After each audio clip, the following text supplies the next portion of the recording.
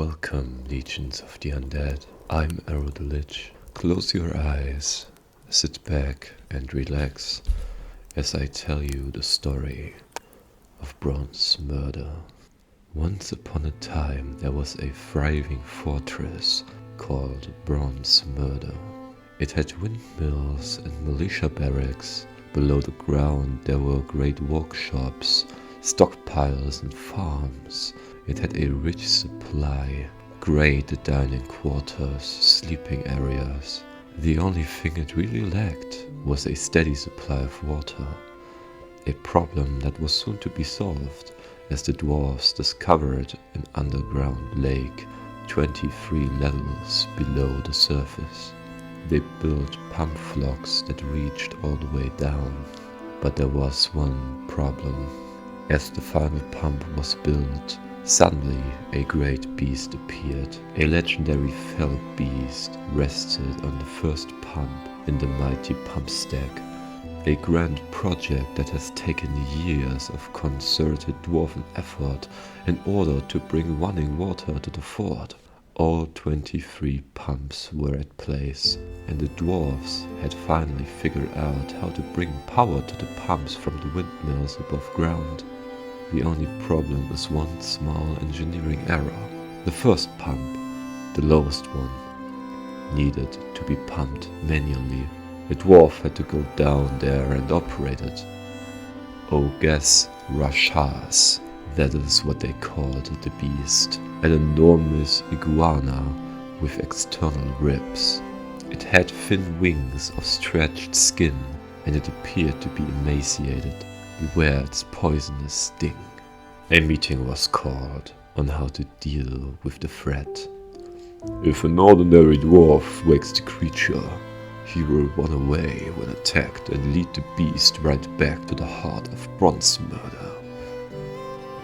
The militia, however, maybe they will kill it, solving the problem. Even if they fail and die, at least they won't lead Rashas back. Yes, send the militia, Bronzemurder's bravest sons. And so it was commenced that the greatest warriors of Bronzemurder were sent down to the 23rd level to deal with Ogres Rashas. However, it did not go as planned. The great beast was much stronger than they had ever anticipated. Ogres Rashas destroyed the militia in a matter of seconds. All but one dog was slaughtered. The last surviving war dog fled back up the stairs, and Rashas chased after him. An unfortunate mechanic was installing several traps, and the dog was slaughtered by the beast. The mechanic ran all the way up the stairs to the main fortress, the exact thing they feared the most. Rashas follows now, chasing a crowd of masons, architects and mechanics who had been putting the finishing touches on various levels of the pump stack. The fell beast blows straight past the trap-linened corridor. Chaos erupts in the dining room. As the creature emerges from the stairs, already a third of the fortress is dead. By coincidence, a party of unlucky migrants arrive. They are immediately drafted into the ramshackle militia. The ramshackle militia confronted the beast as it storms the stockpiles. However, they were also but a mere inconvenience, for the great Ogres Rashas slaughtered them in seconds. Chaos erupts in the stockpiles as Ogres Rashas chases and kills dwarves at random. Refugees cluster in the barracks outside. Masons are ordered to pave over the entrance stairs to block the creature inside. 2 or 3 stairwells are blocked when it bursts out of the third, killing the masons. The last hope is that the field of traps around the main entrance will kill the creature when it makes it that far. Driven mad with trauma, dwarves in the barracks begin rioting and attacking each other. The militia started arresting and beating dwarves. Rashas blew past the traps and put the riot to rest by killing everything. Although there were around 70 casualties, not all was lost. While the beast finished off the livestock above ground, 5 dwarfs were still alive, gathered in the dining hall. One brewer cuddled in the corner crying, one jeweler building a wall to block off the sleeping quarters. It is the only way to keep the beast away from the survivors. He wars them in and himself out. Does he think he's saving them or killing them? We will never know. The last 3 were a carpenter, a cheesemaker and a miller, walled into the bedroom wing of the fortress, cut off completely from the stockpiles, from the surface, everything. The 2 dwarfs outside the wall were struck down. With nothing still living inside, Rashas rests now at the entrance of the fortress. The 3 surviving dwarfs set about immediate tasks to prevent infection. Corpses and body parts from the massacre are dragged into the large ornate room previously occupied by nobles. Now vacant, these rooms are the only sizable ones left that the survivors can access. All the viscera is piled inside and the doors are barred. A donkey and a dog were walled in with the dwarfs. They were all the food source they had.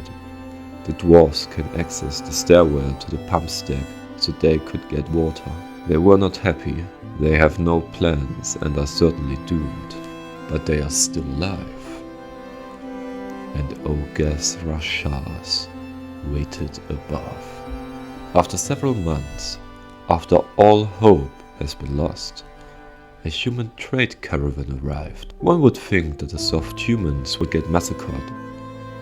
But as it turned out, Ogas Rashas has been severely wounded during its attack on the Dwarf Fortress. The 3 human caravan guards are experienced warriors. In the battle, 1 human has both legs broken, 1 loses an eye and suffered a punctured lung. But finally, they killed the beast. Hearing the creature's death cry, the survivors broke down their barricade. 1 refused to leave his bedroom and before long died of thirst, a prolonged and painful suicide, but the other 2 carried on. Though it took them 3 long years, they dragged all the corpses outside into a pile and cleaned all the blood out of the fortress. 3 caravans came, and each time jewel-encrusted stone crafts were wheeled out from the old Bronzemurder stockpiles and loaded on. The 2 dwarfs didn't need to trade, but they were sending a message to the outside world. Bronzemurder was alive. Eventually, migrants did arrive. A lot of them. The migrants found a mere 2 dwarfs living in Bronzemurder. 2 tough as nails, poorly clothed, deeply traumatized dwarfs who reeked of bad hygiene, rotten corpses and booze. It smelled like Dwarf Fortress. I hope you enjoyed this little short story. And if you did, please consider subscribing for more content.